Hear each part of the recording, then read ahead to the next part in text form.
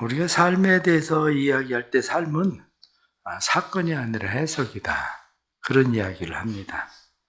왜냐하면 우리의 삶은 어떻게 해석되느냐에 따라서 다르기 때문입니다.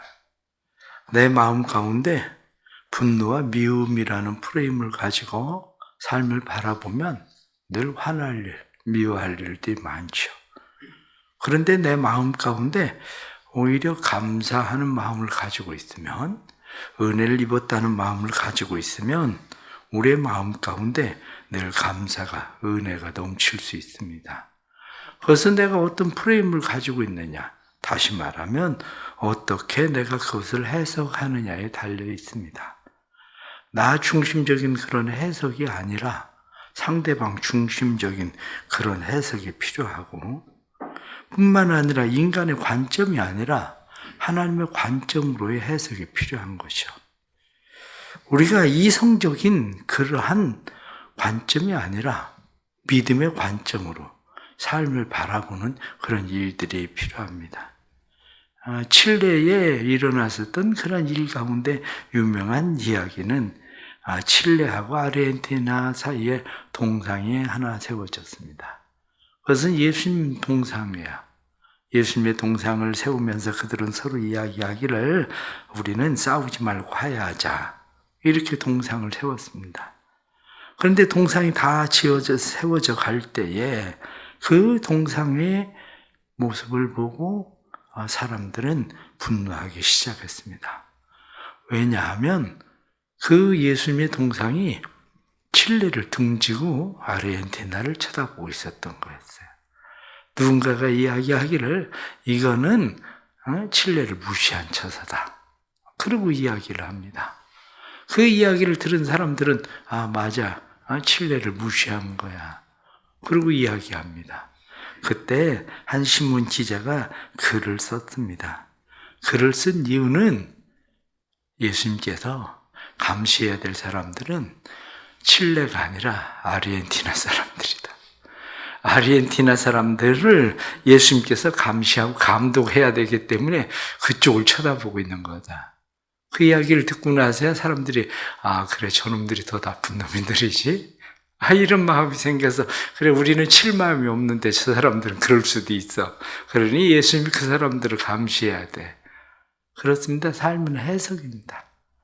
오늘 성경 본문에 나타나는 시제를 보면, 시의 제목을 보면 다윗의 시 유다 광야에 있을 때 그렇게 돼 있습니다. 유다 광야에 있을 때에 다윗은 그의 아들 압살롬에게서 쫓겨서 도망을 가고 있을 때, 그때에 다윗은 자기의 서 있는 곳을 어디라고 이야기했냐면 땅끝이라고 이야기했습니다. 그런데 오늘 성경에 나타난 말씀은 광야에 그가 도망 나와 있을 때에 그는 오늘 2절에 나타난 말씀을 보면 내가 주의 권능과 영광을 보기 위하여 이와 같이 성소에서 주를 바라보았나이다. 성소라고 표현하고 있습니다. 내가 있는 곳이 땅끝인지 아니면 성소인지 그것은 해석입니다.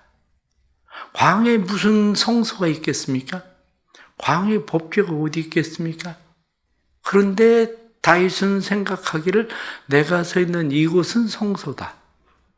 이렇게 생각하는 거죠. 우리의 삶도 마찬가지입니다. 오늘 하루를 살아가면서 내가 서 있는 곳이 땅끝일 수도 있어요. 실망과 낙심과 절망의 땅끝. 그런데 내가 서 있는 곳이 주의 얼굴이 있는, 하나님의 임재가 있는, 하나님의 법궤가 있는, 하나님의 은혜, 시은자가 있는 성소일 수도 있습니다. 그것은 내가 오늘의 삶을 어떻게 해석하느냐에 따라서 우리의 삶은 달라지는 거죠. 그런데 다윗은 오늘 그 삶을 그렇게 해석하고 있는 거죠. 나는 지금 하나님의 은혜 성소에 있습니다. 그렇습니다. 우리는 하나님의 은혜 성소. 내가 이 성소에서 주를 바라보고 주를 앙모합니다. 다윗이 그렇게 이야기한 것처럼 내 마음에 오늘 하루를 살아가면서 하나님이 계시지 않으면 우린 땅 끝에 서 있는 거예요. 벼랑 끝에 서 있는 거예요. 그런데 내 마음에 하나님이 계시면 아무리 힘들고 어려운 일들을 만나도 그곳은 하나님이 계시는 성소가 되는 거죠. 하나님이 나를 만나 주시는 장소가 되는 거죠. 그렇다면 우리가 오늘 하나님께서 나를 만나 주시는 하나님의 성소에 우리가 서 있다고 생각할 때 우리의 삶의 자세는 어떠냐? 바로 이 문제겠죠. 다윗은 하나님의 성소에서 그가 하나님을 향해서 가지고 있는 것이 분명합니다. 1절에 나타난 말씀을 보면 내가 내 영혼이 주를 갈망합니다. 그래서 주를 앙모합니다. 하나님을 갈망하고 사모하고 하나님을 앙모한다. 그렇게 말씀하고 있죠. 그것뿐만이 아니라 나타나는 말씀 2절 말씀에도 내가 주의 권능과 영광을 보기 위하여 하나님 나는 주의 영광과 권능을 보기 원합니다. 아마 학자들은 이야기할 때에 다윗이 하나님의 성소에서 하나님의 영광을 본 일이 있을 거라고 생각을 해요. 하나님의 성소에서 하나님의 영광을 본 일이 다윗의 마음 가운데 있어 다윗의 마음 가운데 하나님의 성전을 건축해야 되겠다. 하나님의 영광이 머무는 성전을 건축해야 되겠다. 그 마음이 다윗 가운데 있었을 거라고 보는 거예요. 그런데 이 다윗이 지금 그 성소에 있는 것이 아니라 광야에 나아가서 성소가 없는 그곳에서도 그의 마음 가운데 갈망하고 사모하는 것은 하나님의 영광 보기를 원합니다. 하나님의 권능을 보기를 원합니다. 지금 그는 하나님의 영광과 하나님의 권능을 바라보기를 원하는 그런 마음이죠. 그래서 그런 마음을 가지고 있었던 다윗이 하고 있는 것이 뭐냐면 8절 말씀 보니까 나의 영혼이 주를 가까이 따르리니 하나님, 내가 하나님을 더 가까이 합니다. 내가 주님을 더 가까이 따르기를 원합니다. 이렇게 하나님 앞에 더 가까이 하나님께서 주의 오른손이 나를 붙드시거니와 이렇게 말하는 주의 곁에 있어서 그분이 나를 붙들고 계시다는 것을 느낄 수 있도록 내가 주님 앞에 가까이 있기 원합니다. 그리고 그가 하나님 앞에 고백하는 거죠. 그러면서 왕은 하나님을 즐거워하리니 11절에 나타나는 말씀처럼 하나님을 즐거워하겠다.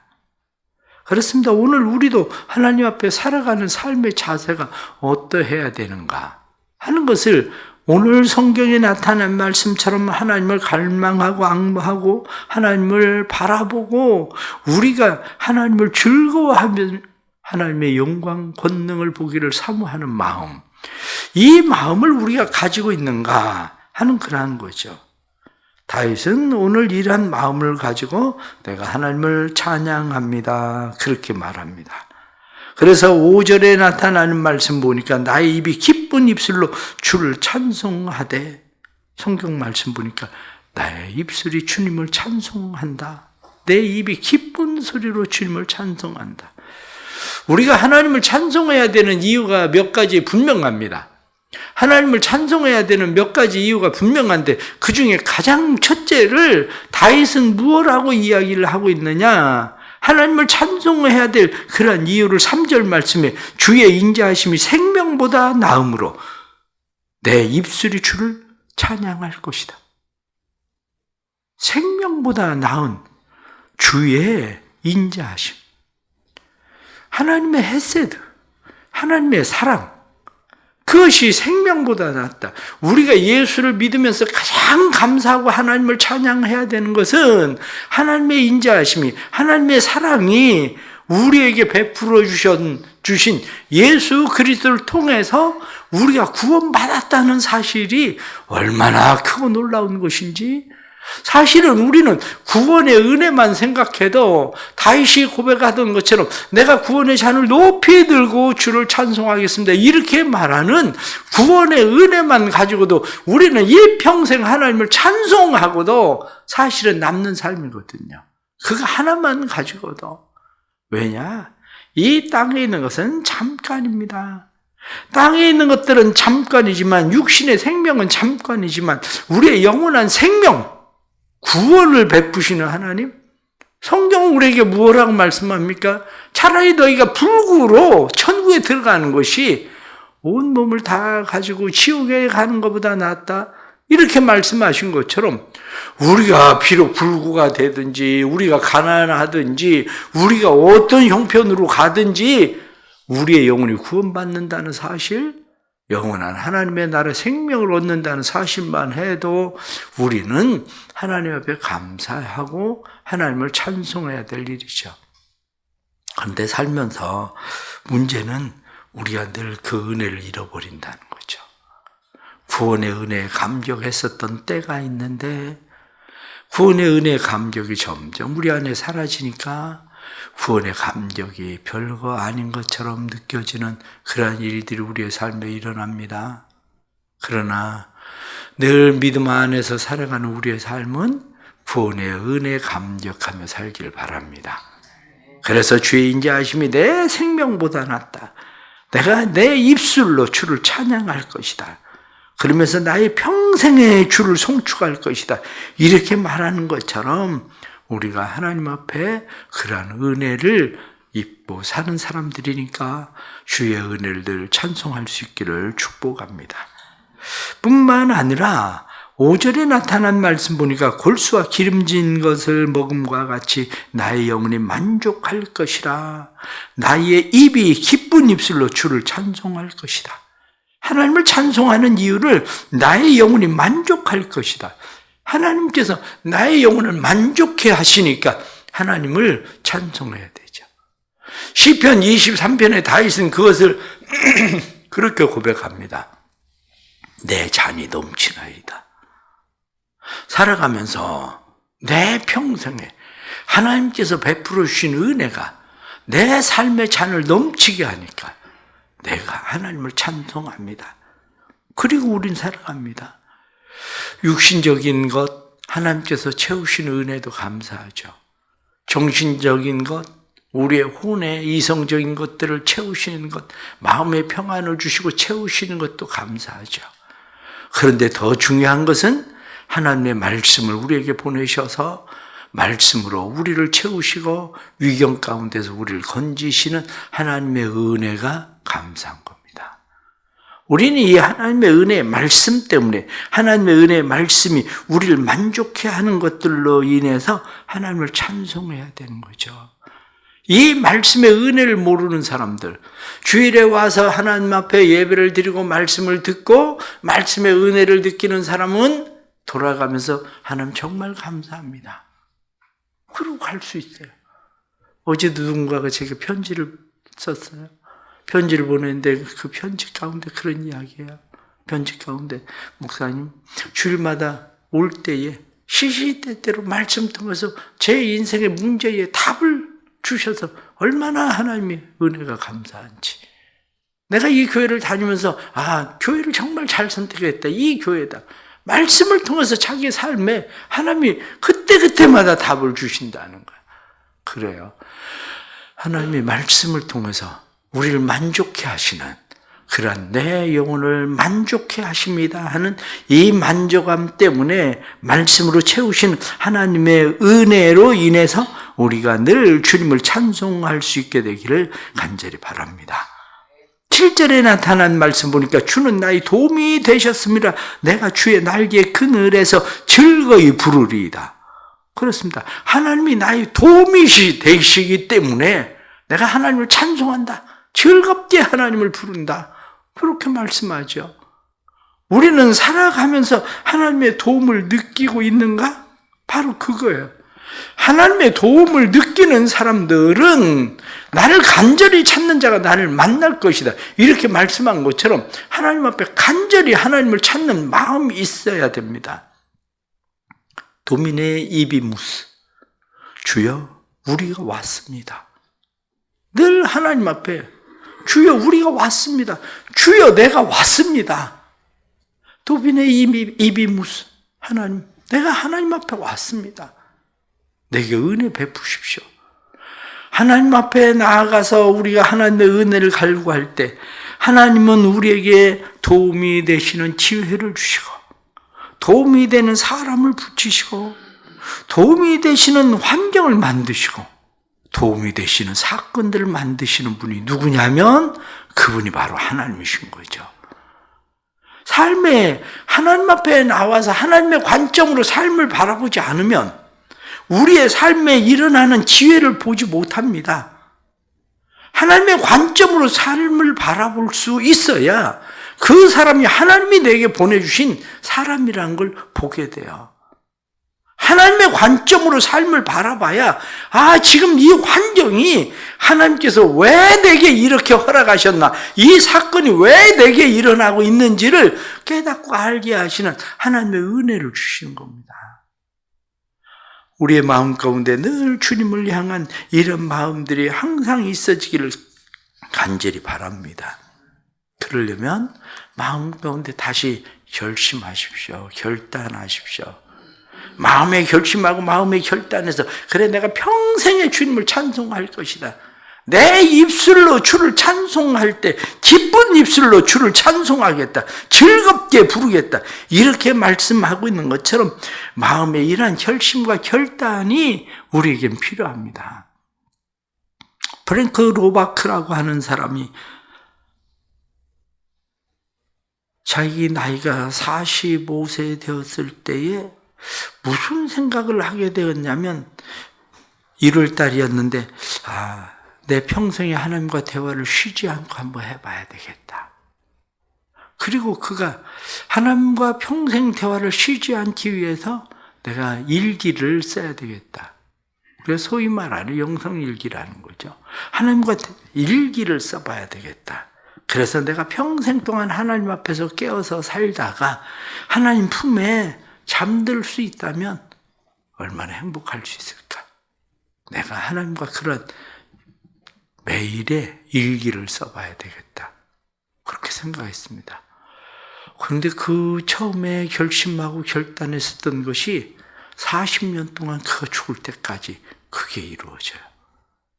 그러면서 그가 썼었던 그런 하나님과 교제하면서 썼었던 그런 글을 보면 이렇게 되어 있습니다. 1930년 1월 26일 매 순간 하나님을 느끼고 싶다. 타자를 두들기고 있는 이 순간에도 나에게 그런 순간이 왔으면 좋겠다. 1930년 3월 1일 보이지 않는 손이 내 손을 잡아 이끄시고 또 다른 손이 앞에서 내 길을 예비하신다는 의식이 내 안에서 날마다 자라나고 있다. 그 뒤에 나타나는 또 글을 보면서 일기를 보면 하나님과의 교제의 참맛을 느끼자 그분께 합당치 않은 모든 것들이 역겹게 느껴지기 시작했다. 하나님의 임재에 강하게 붙들리면서 말할 수 없는 기쁨을 맛보았다. 그 뒤에도 일기에 보면 매 순간 끊임없이 하나님을 만나며 하나님을 내 생각의 주제로 삼고 내 대화의 짝을 삼는 것이야말로 평생 접해보지 못한 가장 놀라운 일이다. 그가 그 위에도 쓴 것을 보며 하나님께 집중하는 마음이 갈수록 강해지는 반면 다른 모든 것은 더 이상 내게 집요한 힘을 잃어버렸다. 사고가 더 명료해졌고 망각하는 일도 많이 줄었다. 전에는 힘들게 하던 일이 지금은 별다른 노력 없이 쉽게 잘 된다. 요즘은 걱정이 전혀 없고 잠도 잘 잔다. 거의 온종일 기쁨에 사로잡혀 있다. 그렇습니다. 우리가 살아가고 있는 삶의 하나하나 모든 일들에 이런 모든 일들 속에서 우리는 어떤 마음을 가지고 하나님을 대하고 있나? 이것이 우리에겐 대단히 중요한 일들이죠. 삶을 어떻게 해석할 것인가 하는 일들인 거예요. 결국 오늘 하루도 나는 땅 끝에 서 있는 건지 아니면 나는 성소에 서 있는 건지 실망과 낙심과 절망의 땅끝, 낭떠러지 끝에 서 있어서 더 이상 갈 곳도 없는 곳에 나는 서 있는 건지 아니면 내가 성소에서 하나님의 권능과 영광을 바라볼 수 있는 그곳에 나는 오늘도 서 있는 것인지 우리의 마음 가운데 늘 주님을 향한 우리의 마음 잃어버리지 않고 살기를 바랍니다. 오늘도 서 있는 곳이 땅끝이 아니라 성소가 되길 주의 이름으로 축복합니다. 마음 가운데 평생 내가 주님을 찬송하겠습니다. 결심하고 결단하고 하나님의 구원의 은혜에 감사하고 우리의 영혼을 만족시켜 주시는 은혜에 감사하고 뿐만 아니라 나의 도움이 되시는 하나님께 감사하며 오늘도 내 잔이 넘치나이다 고백하고 살아가는 믿음의 하루 되기를 주의 이름으로 축복합니다. 하나님 아버지, 오늘도 함께 해주셔서 감사합니다. 오늘도 주님과 함께 동행합니다. 어떤 사람은 오늘도 일어나자마자 이 하루를 어떻게 살아가야 되나 땅끝에 서 있는 것처럼 실망과 낙심과 절망으로 시작하는 사람도 있지만 오늘은 우리가 성소에서 주를 바라봅니다 고백하며 이 하루를 시작합니다. 주님 도와주옵소서. 우리가 땅끝에 서 있는 것이 아니라 주의 성소에서 주의 영광과 권능을 바라봅니다. 오늘도 내 관점으로 삶을 바라보는 것이 아니라 하나님의 관점으로 삶을 바라보게 해 주시고 오늘도 믿음의 눈으로 하나님을 바라보게 해 주옵소서.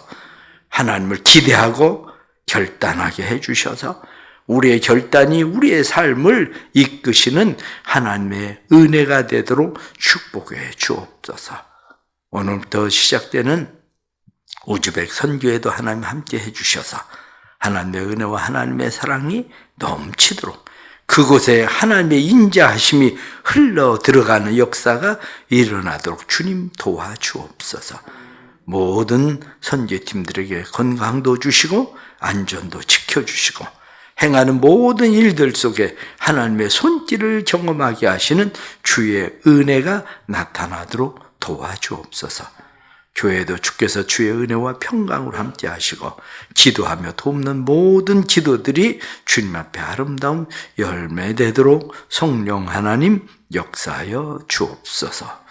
오늘 하루도 힘들고 어려운 삶을 시작하는 이들에게 주님 다시 은혜를 베풀어 주시고 육신의 질병과 경제적인 삶과 취업과 진학과 모든 일들 속에 도우시는 하나님의 손을 보게 해주시고 하나님을 찬송하는 삶이 계속되도록 성령님 일평생 주를 찬송하며 기쁜 입술로 즐거이 주를 찬송할 수 있도록 도와주옵소서.